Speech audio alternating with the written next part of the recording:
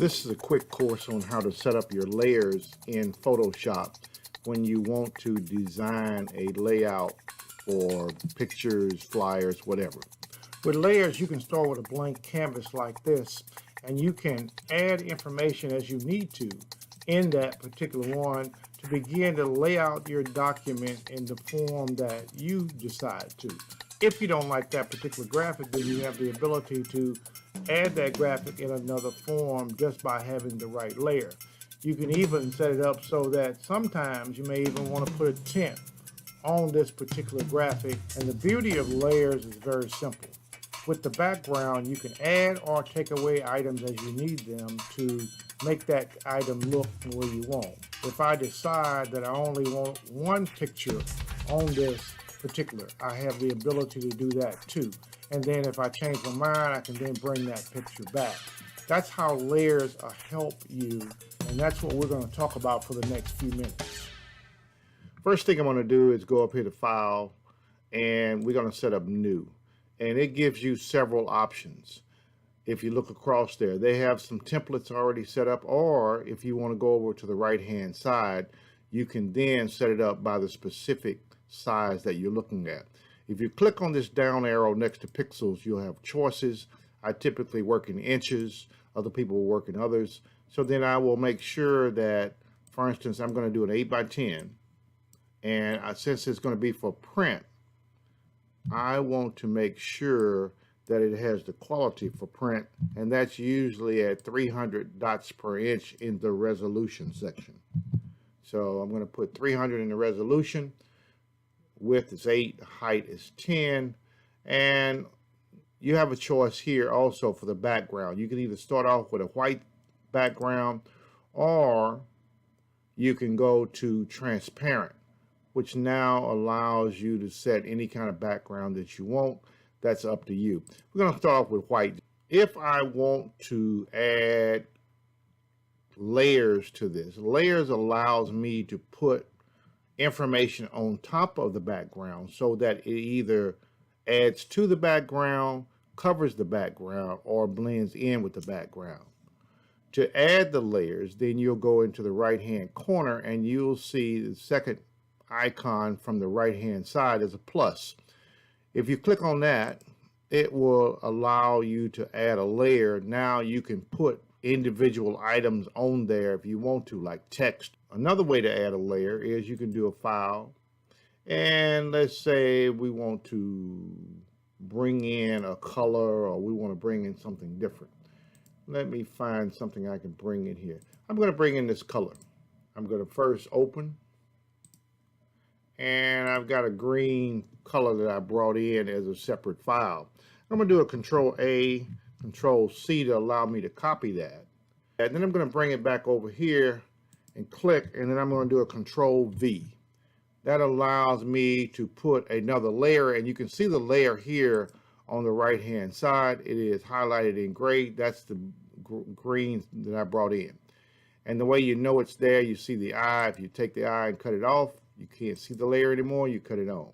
Now, I'd like for that green to fill the screen, so here are some other shortcuts that I'm going to give you so that you're able to make that green fill the screen. And the way you do that, you go up and select that particular section.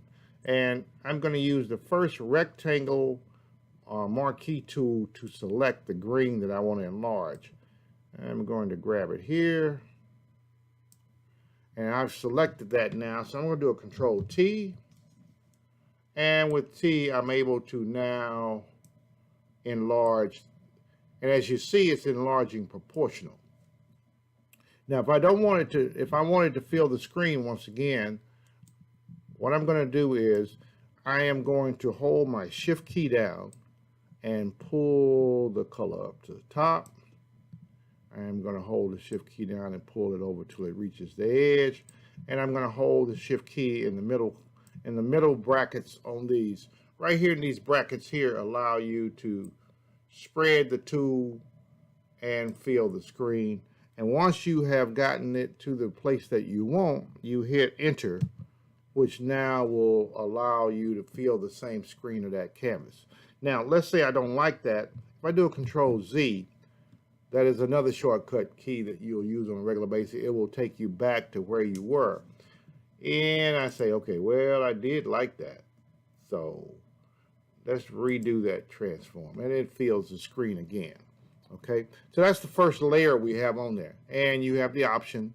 And the beauty of the layer is if you put it on there and you don't like it, or you want to use it somewhere else later on in this layout, then you have the ability to cut it on and cut it off with the eye next to the layer that you have. I am also going to put some text on here, and I'm going to put it on a separate layer because I may want to move it around and I don't want it to be attached to any of the other layers. So I go to the bottom of the screen on the right hand corner, the second icon, I click a plus. That gives me another layer. It's now highlighted. I will move over to my text tool and click it. You have choices there, but typically the horizontal type tool is what you'll need to type. If you look at the bottom part, you'll also see what colors are selected to do the type. Click on the color, it will give you a color swatch, which will then allow you to either put in the code if you know the code for the particular color that you want. You can either match it by choosing a color from within here on the swatch, or you can take your eyedropper and move it around until you find a color that you like. In our case, I want to do white, and I know white's going to be up here in the left-hand corner. It's going to be pretty close to white anyway. And that's going to give me the color that I want there. And now I'm going to say, this is text for a separate layer. Okay. Now, once I'm through typing, I go back up to the move tool, click on it, and I can now move that anywhere I want to in that particular layer that fits what I'm trying to do. You can also add different functions to that particular text to make it stand out from the back if you need to. So if you go down here to the layer where your text is, you double click on it, you will get this layer style. And you got several choices there. If we start from the bottom, click on it, you'll be able to see what happens. Now you have a shadow, which now brings it away from the background and can even give it the look of a 3D. You also have the outer glow, which changes it somewhat, and you can scroll through each one if you want to. You can put a stroke on it and work through it that way. I'm going to leave the drop shadow on it for right now though. And you hit OK, and so now you can see that this text stands out from the background. Let's add us a picture. I'm going out to Pixabay because Pixabay is one of the services that will allow you to have free images in royal stock that you can use, and you can search by topic, name, or whatever. You just usually have to sign up, and it brings in stunning pictures like this. I'm going to copy this image from the web just to drop it in here real quick. And to drop it in here now, I'm going to hit first, make sure that my selection tool, my move tool is selected. Move back, move here, and I'm going to do a Control V. And what you see, if you look down on the right hand side, it dropped the picture into the design as a separate layer.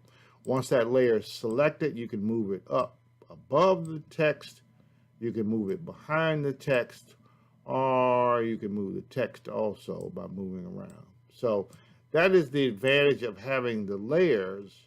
Now you can put your text to fit, blend, or whatever you need to do with it. One other point with the picture. Let's move it down here. I want you to see this. Just above the layers is the two buttons that can come in handy for you. One says normal, the other one says opacity.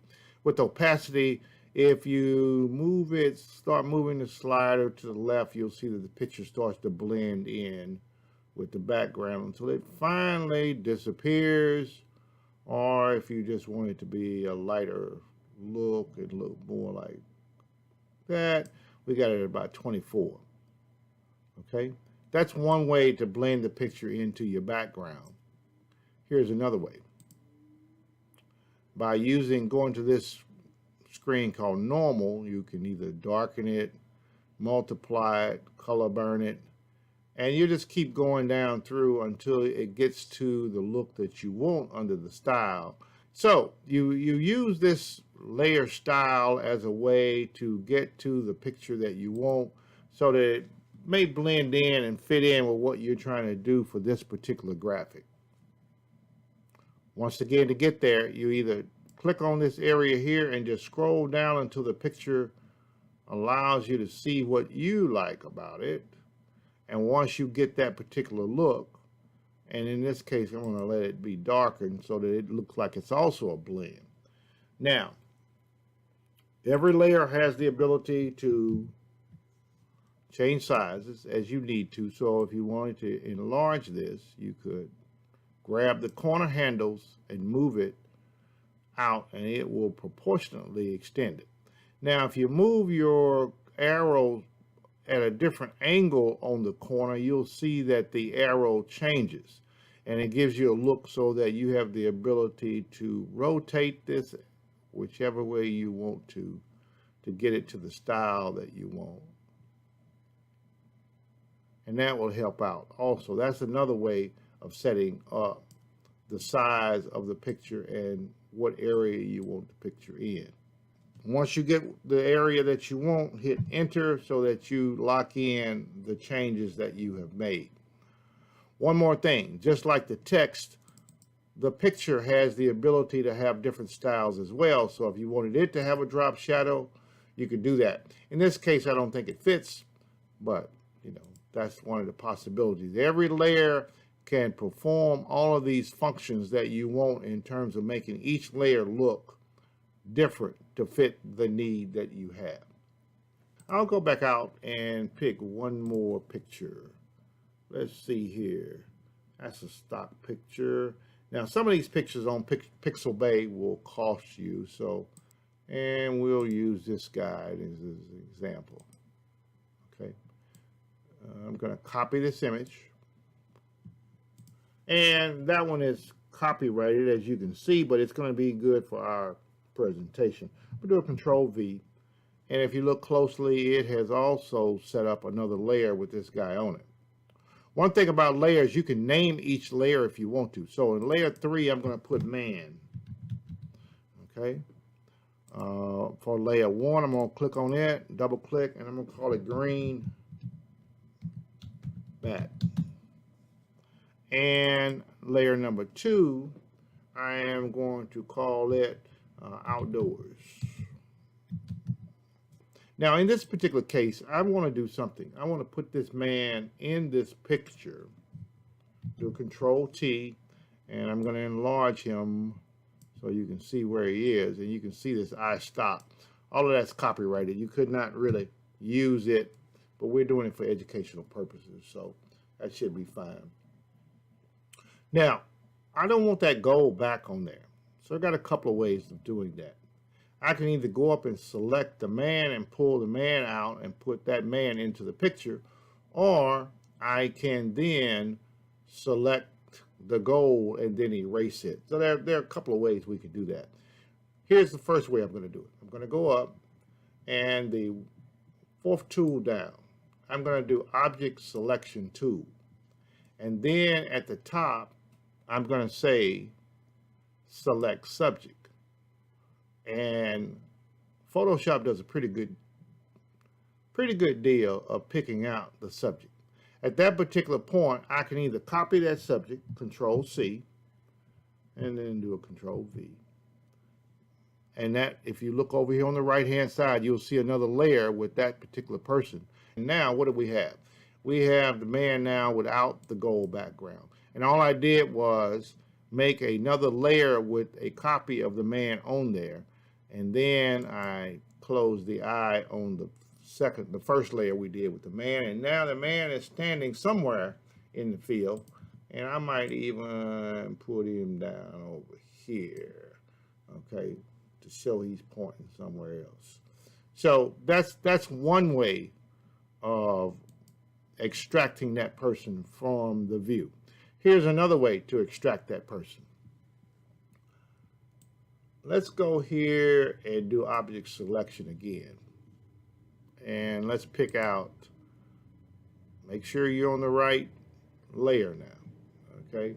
And we're going to select the subject. And it's done a pretty good job.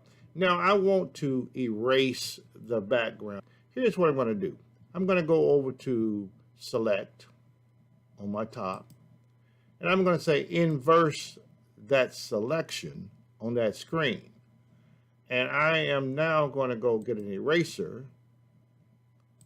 and what I'll do is I will erase the background of this guy. So that's also another way to do it, and it could come in handy every now and then. It depends on what effect, whether or not you only want part of the background taken out or you want all of the background. You have the ability to go through and drop a subject in there, use whatever parts of the background that you want, and then erase the other. Now, once you're happy with that, the way you get rid of the marching ants is you do Control D, and that takes the marching ants off of it, and then you're back to editing. So that's a little bit about putting layers, and you just keep adding layers on. Remember, the top layer is the one that will be seen if it is covering something else up. So I'm going to move this guy, and as you can see, the top, because the top is over the text, you now have the text hidden behind this layer. So you might be thinking to yourself, if I have a layer that is covering an area, what do I do? Do I have to just move it out of the way, or how do I overlap this text? Look in the right hand corner again, down toward the bottom under layers, and look for the words. I'm going to click on it, hold my mouse down, and I'm going to move it. I said I'm going to move it, and voila, as you can see now, the text is now on top of the other person. So likewise, on other parts of this particular graphics, you just look and see what you want to move up a level, and then you decide how you're going to do that. Boom. That scenic picture is gone. Well, kind of. We'll just change the order of the layers. Remember, once again, the top layer takes precedent over the bottom layer. So those are the kind of considerations that you need to think about when you are putting together the layers and coming up with the effects and the blending mode.